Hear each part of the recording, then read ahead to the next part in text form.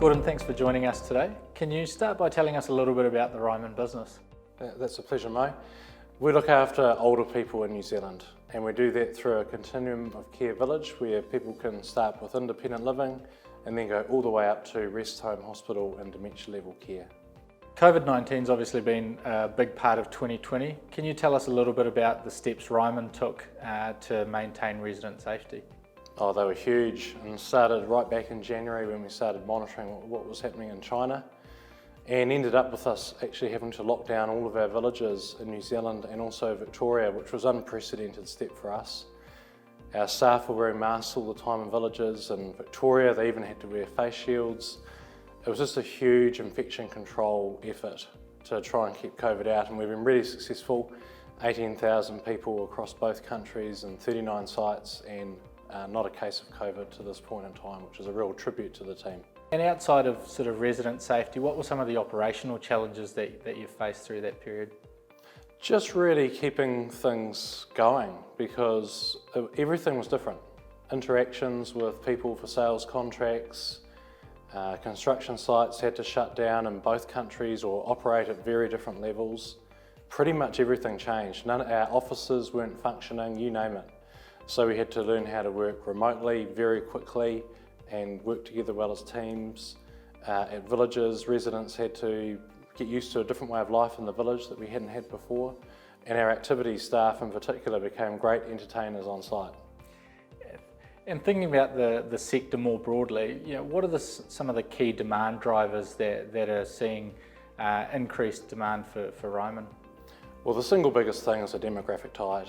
If you think about it in a global sense, it's taken 200,000 years for there to be 125 million people aged over 80 in the world. And in just 30 years' time, which is kind of like the last sentence of that book, it's going to increase to 425 million people. So the ageing of the world's population is profound. It's very similar type rates of increase in New Zealand and also Victoria. And on top of that, of course, we build really unique Ryman communities which are in strong demand as well. So it's both of those things. And you've made the brave move across the ditch in recent years. What is it that the Ryman offering has that maybe some of the incumbents in the Australian market aren't providing at the moment? The biggest difference is that we provide a continuum of care village with independent living, assisted living, rest home, or it's called high care and low care in Australia, and secure dementia care. And that's very rare in the Australian market and in Victoria where we are. Most people either do nursing homes or retirement villages as a generalisation.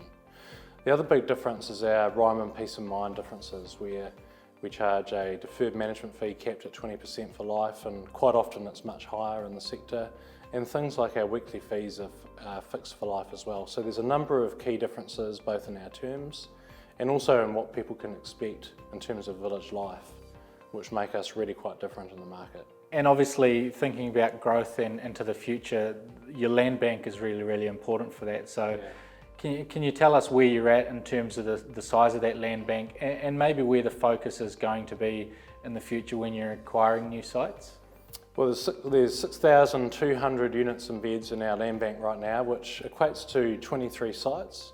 About nearly half of those now are in Victoria, which is about right because we want to have a similar build rate in both countries for now. And if we think about Victoria, a big focus is on just expanding the regions we can be in, because we could probably have as many villages we have in New Zealand and Victoria right now. So we have to try and find the best sort of sites. And in New Zealand, we still continue to see great opportunities as well, and we can obviously be more selective. And assuming we don't have any more lockdowns, assuming business as usual, what are some of the key focuses for your business over the next 12 to 24 months? Well, one of the biggest challenges always is in building enough capability within the management and leadership team, and capacity as well. We're getting a much bigger, more complex business, so we're investing heavily in leadership training, management training, that sort of thing, to grow the people of the future for Ryman. We want more Rymanians. And that's probably the single biggest risk we face, is having the right people to execute what we need. The next biggest thing is probably around digital and technology transformation within our villages. We already have a fully digitised, in-house built care system in our care facilities, and the question that we're thinking about is what other technology can we roll out across our independent living residents, which is about half of our installed base. And finally, just thinking about your own investing experience, what's the best piece of investing advice you've been given? Well, my father said to me when I came back from the UK in 2002, keep a close eye on that company, Ryman Healthcare. You should buy some shares, really. And I listened to Dad very carefully because my nana had been in a Ryman village and we loved it as a family. But I didn't buy my first shares till 2007, and I sort of regretted that. But what I've learned on that journey as a personal investor is that often people will say in the very short term, something's overvalued. So Ryman's been overvalued at $1, $2, $3, $4, $5 at points in time. But I think the best advice then is just to play the long-term game and try and understand what businesses you like and don't like, and ones that you particularly have a real affinity for. And that makes investing more fun too, because you follow it more closely. And I think you won't be alone in wishing you'd bought Ryman shares earlier. I'm sure there's plenty of people out there thinking the same thing. Yeah.